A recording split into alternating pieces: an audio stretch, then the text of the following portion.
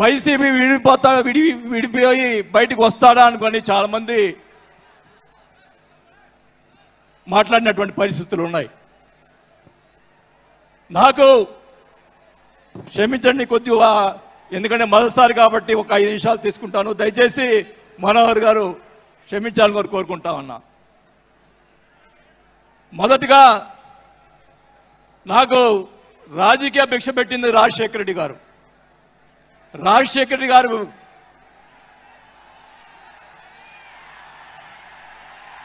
చెప్తాను, వినండి వినండి వినండి.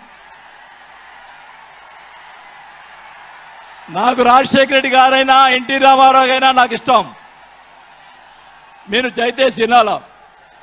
నేను నిజాలు చెప్తాను, పిఠాపురం సాక్షిగా అన్ని నిజాలే చెప్తాను.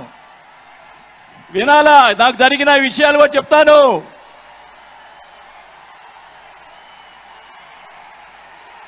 ఆ తర్వాత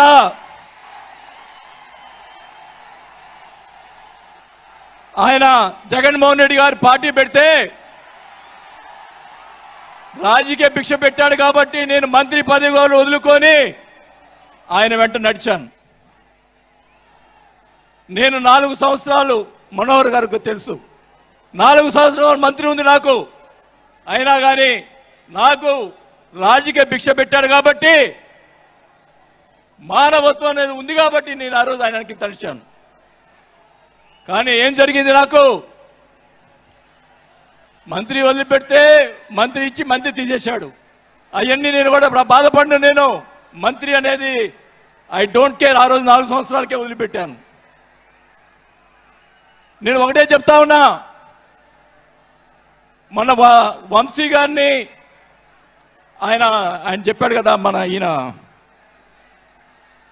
సినిమా యాక్టర్, ఆయన పేరేంటి, పోసాని మురళి గారు, వాళ్ళని అరెస్ట్ చేస్తే ఈయన పోయి జగన్మోహన్ రెడ్డి గారు పోయి వాళ్ళని పరామర్శిస్తాడు. నేను ఒకటే చెప్తా ఉన్నా, రఘురామకృష్ణరాజు గారిని నిన్ను ఏదో మాట్లాడితే ఆయన లోపల పెట్టించి, కుదగొట్టించి, కాలు చేతులు ఎర్రగొట్టించి లోపల పెట్టించావే. 17 సంవత్సరాలు ముఖ్యమంత్రిగా చేసినటువంటి చంద్రబాబు నాయుడు గారి కుటుంబాన్ని, భార్య గురించి మాట్లాడితే వాళ్ళకి బాధ కలగదా అని అడుగుతా ఉన్నా. ఆ రోజే నేను ఖండించాను, నేను అసెంబ్లీలో ఆ రోజే. అలాగే మన నాయకుడు పవన్ కళ్యాణ్ గారు, ఆయన గురించి మాట్లాడావు, పోసాని మురళీకృష్ణ గారు. ఆయన కల్లైరు చేస్తుంటే లక్షలాది మంది జన సైనికులు నీకు తుప్పుగా రాలగొట్టేవాళ్ళు.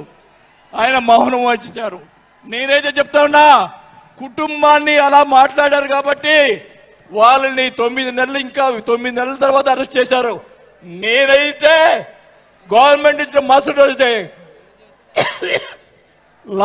లాఠీతో రాలగొట్టించి లోపల వేయించేవాడిని కూడా ఈ సభకు అర్థం చేసుకుంటా ఉన్నా. చేసినటువంటి దుర్మాలు ఎక్కడ పోవు, దుర్మార్గాలు ఎక్కడికి పోవు. ఒకటే చెప్తా ఉన్నా, నేను 5 సార్లు ఎమ్మెల్యే, 2 సార్లు మంత్రి అయినా కూడా, నేను ప్రతిపక్షంలో ఉన్నప్పుడు కూడా మన నాయకుడు పవన్ కళ్యాణ్ గారు వైసీపీని ఒకరోజు అందరినీ తిడుతూ, ఒక బాలినేని శ్రీనివాసరెడ్డి గారు లాంటి మంచి వాళ్ళు ఉన్నారని చెప్పి ఆ రోజు చెప్పిన రోజే నేను జనసేనలో చేరి ఉండాలి అని కూడా తెలియజేసుకుంటా ఉన్నా. ఆ రోజు చేరకపోవటం నా దౌర్భాగ్యం. నేను ఈరోజు చెప్తా ఉన్నా, స్పీచ్ 9 నెలలు అయిపోయిందమ్మా ఇవ్వటం, అందువల్ల గొంతు ఇది అయిపోయింది. దయచేసి నేను మీ పిఠాపురం సాక్షిగా నిజాలే చెప్తా ఉన్నా.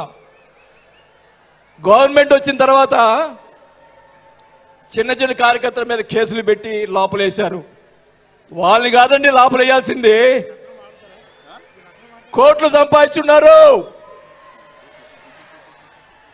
వాళ్ళని ఇంకా లోపలేలా. అదే నా బాధ. స్కాములు చేస్తున్నారు, కార్యకర్తలు పట్టించుకోలేదు,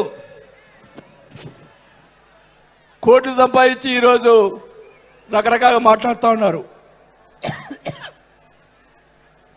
పవన్ కళ్యాణ్ గారి గురించి నిన్న మొన్న మాట్లాడాడు జగన్మోహన్ రెడ్డి గారు. ఏదో కౌన్సిలర్ అన్నాడు ఇది అన్నాడు.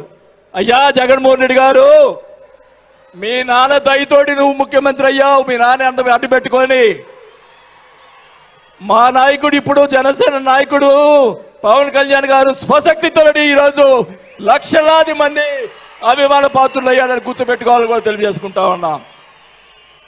మీ నాయనతోటి వెనక ఒకసారి ముఖ్యమంత్రి అయ్యావు, ఇంకా చూద్దాం. నేను ఒకటి కూడా చెప్తా ఉన్నా, నేను పవన్ కళ్యాణ్ గారిని కలిసినప్పుడు రాశారు చాలా మంది, కొన్ని పత్రికల్లో మీడియాలో రాశారు. ఏం రాశారు? బాలినేని గారు చాణక్యుడు కూటమిని విడగొడతాడని చెప్పి కొన్ని పత్రికలు రాసినాయి. నేను అనుకున్నాను, నా వల్ల పవన్ కళ్యాణ్ గారికి ఇది రాకూడదు. నా ధ్యేయం, నా కోరికల్లా ఆయన పైకి ఎదగాలని తప్ప వేరే ఉద్దేశం లేదు. నేను ఆయన కలిసినప్పుడు ఒకటే అడిగా, అందరూ అనుకున్నారు ఎమ్మెల్సీ ఇచ్చి మినిస్టర్ ఇస్తారని చెప్పి కొన్ని ఇతర పత్రికలు రాశారు. నేను ఆయన ఏమీ అడగలేదు, ఒకటే అడిగా, సార్ మీతో నాకు సినిమాలు తీయాలని సార్ అని అన్నా. నా కోరిక అదే సార్. నేను 5 సార్లు ఎమ్మెల్యే అయ్యా, 2 సార్లు మంత్రి అయ్యా, చాలు నాకు ఇట్లాంటి బూతులు తిట్టే రాజకీయాలు మాకు వద్దు సార్, మీతోటి ప్రయాణం చేస్తా. జనసేనని నా సాయశక్తులా నేను చేయగలని మా జిల్లాలో 6 నెలల తర్వాత కార్పొరేట్లను చేర్పించాం. మీరు ఛాన్స్ ఇవ్వండి, మా జిల్లాలో జిల్లా పరిషత్తు అన్నీ కూడా జనసేన చేస్తానని కూడా తెలియజేసుకుంటా ఉన్నా. మాకు ఇవ్వండి ఛాన్స్. నన్ను ఆపద్దు. నాకు జరిగిన అన్యాయం మళ్ళా ఒకరోజు మీటింగ్లో చెప్తా. ఒకరోజు చెప్తే సరిపోదు, ఎందుకంటే టైం లేదు కాబట్టి. నాకు అన్యాయం జరిగిందని చెప్తా. జగన్మోహన్ రెడ్డి గారు చేసినటువంటి అన్యాయాలని చెప్తా, నాకు జరిగినటువంటి అన్యాయాలు. నేను ఒకటే చెప్తా ఉన్నాను సార్, మీకు కూడా దయచేసి జనసేన కార్యకర్తని చూస్తున్నాను. అన్ని నియోజకవర్గాల్లో ఎమ్మెల్యేలని చాలా మంది గెలిపించారు, కార్యకర్తల్ని జనసేన వాళ్ళని పట్టించుకోవటం లేదు. దయచేసి చంద్రబాబు నాయుడు గారు, పవన్ కళ్యాణ్ గారు ఇద్దరు కూర్చొని ఒక ప్రెస్ మీట్ పెట్టి ఎమ్మెల్యేలందరికీ ఫిరాయించండి.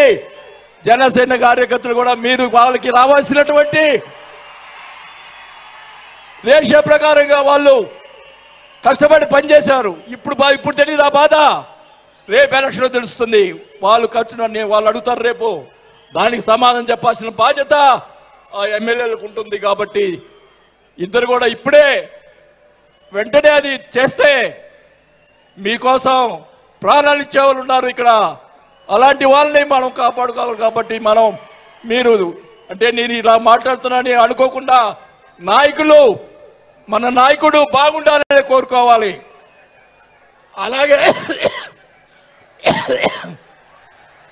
అలాగే మీరు కూడా జన సైనికులు కూడా మీరు కూడా మీ పక్కన వాళ్ళని మంచిగా చూడండి. మన పార్టీ పైకి తీసుకొచ్చేదానికి మన నాయకుడు ఇంకా ఎదిగేదాని కోసం ఇంకా కూడగొట్టుకోవాల్సిన బాధ్యత కూడా మీ మీద ఉందని కూడా ఈ సభాముఖంగా తెలియజేసుకుంటా ఉన్నాం. మన నాయకుడు మనల్ని కాపాడుతాడు.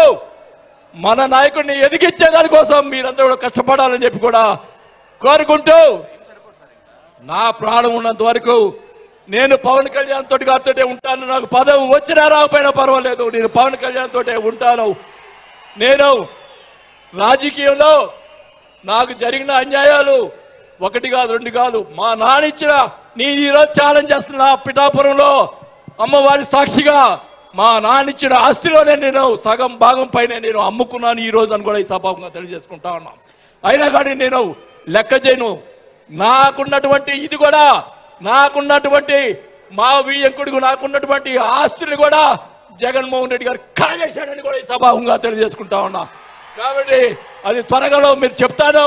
అవన్నీ కూడా తెలియజేసుకుంటూ, ఈరోజు మీరు నన్ను దయచేసి ఇప్పుడు ఈ మాట్లాడిన దానికి ఇంకా రేపు ఒకటే కౌంటర్లు వస్తాయి నాకు తెలుసు.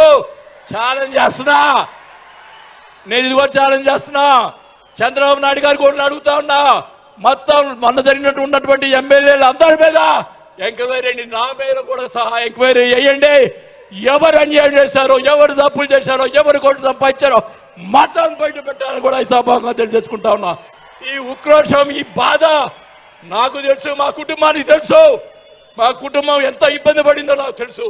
కాబట్టి పవన్ కళ్యాణ్ గారు ఆయన ప్రతిపక్షంలో ఉన్నప్పుడు కూడా బాలిని లాంటి మంచి వాళ్ళు అని అన్నప్పుడే నాకు ఆ రోజు నేను చేరుండాల్సింది పవన్ కళ్యాణ్ గారిని. కానీ ఈరోజు అది నాకు ఆ రోజు రాత బాగాలేదు కాబట్టి ఈరోజు ఇలా ఉన్నాను. నాకు